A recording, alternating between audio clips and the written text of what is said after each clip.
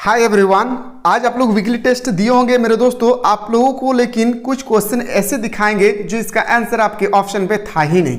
हाँ, मैं सही कह रहा हूँ, याद रखिएगा मेरे दोस्तों, कुछ कुछ ऐसे क्वेश्चन थे जिनका सटीक उत्तर कुछ और होना चाहिए था पर आपके ऑप्शन में कुछ और है।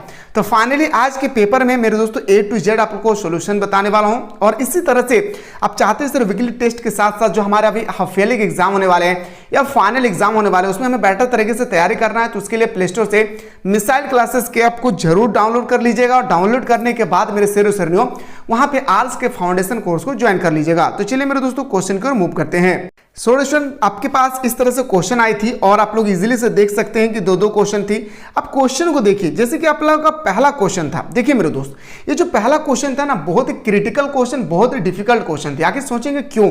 तो क्वेश्चन पे पहले नजर दौड़ाइए, आखिर क्वेश्चन पूछा क्या गया है। अगर क्वेश्चन हमसे पूछता कि इब्न बतूता किस देश के रहने वाले थे तो आसानी से कहते सर मोरक्को के रहने वाले थे, लेकिन नहीं, यहां पर आपसे पूछा गया कि इब्न बतूता कौन थे, वो कहां की यात्रा करते थे। तो मेरे दोस्तों देखिए, जो हमारे इब्न बतूता थे ना, वो अक्सर जो है मुस्लिम कंट्री पर यात्रा करते थे, लेकिन वो भारत भी आए थे। तो इसमें आप सोच देखिए मेरे दोस्तों, इसका उत्तर क्या होगी।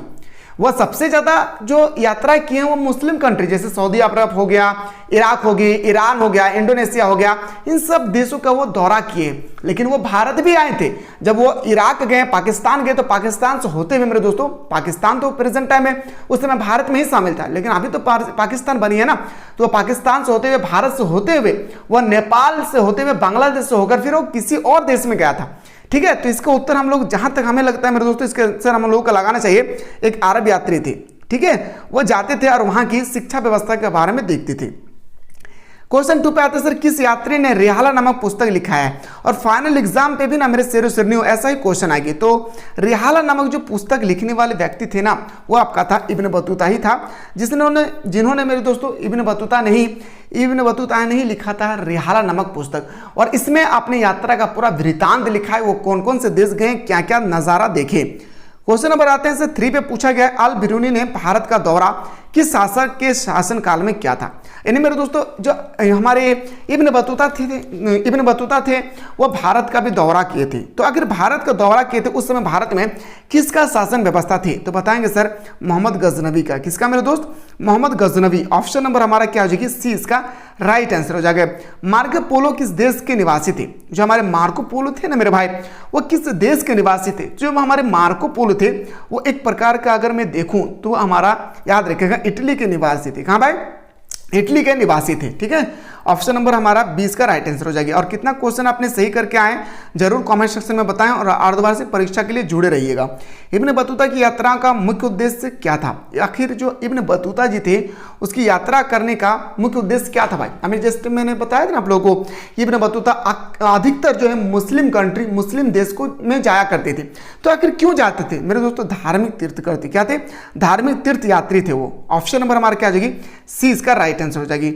अलवर संत मुख्यतः किस देवता की पूजा करते थे? जो हमारे अलवर, एक था अलवर, एक नैनार संत थे भाई। याद रखिएगा, अलवर और नैनार संत, इसके बारे में आपसे एग्जाम में क्वेश्चन हर हाल में पूछेगी, तो दोनों की याद रखिएगा, अलवर किसे कहते थे और नैनार किसे कहते थे।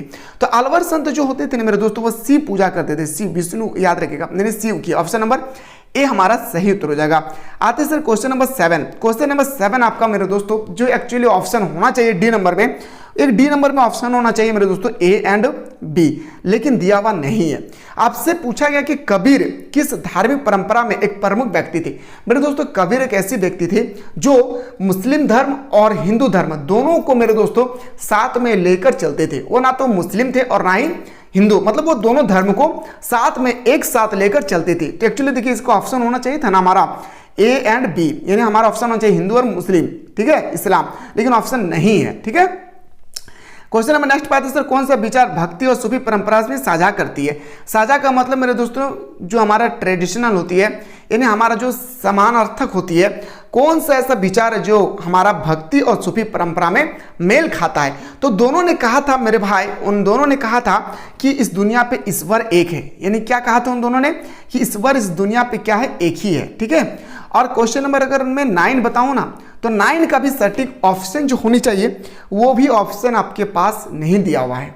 ये भी ऑप्शन आपके पास दिया हुआ नहीं है।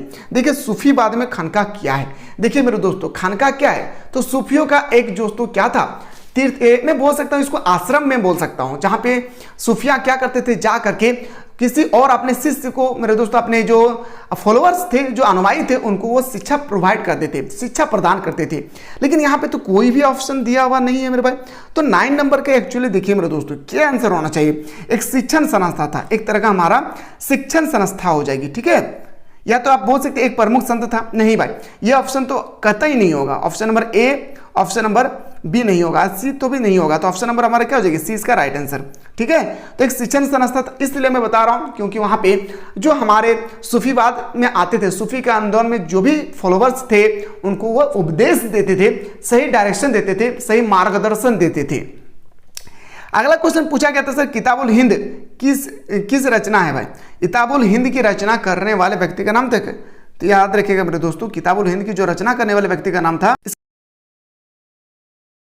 सो दोस्तों यहाँ तक हमारा सर 10 क्वेश्चन था। अब आते हैं सर हमारा वेरी शॉर्ट क्वेश्चन पूछा गया था, वेरी शॉर्ट क्वेश्चन जो 2-2 मार्क्स का था, फाइनल एग्जाम में भी आप लोगों का वैसे ही आएगा। अगर आप चाहते हैं सर अच्छी तरह से प्ले स्टोर से तैयारी करना, तो प्ले स्टोर से मिसाइल क्लासेस के आपको डाउनलोड करके आप अच्छी तरह से वहाँ से तैयारी कर सकते हैं। सुबह शाम दोनों टाइम ऑनलाइन क्लास चलती है। मिलती है इसी तरह से नेक्स्ट अपडेट।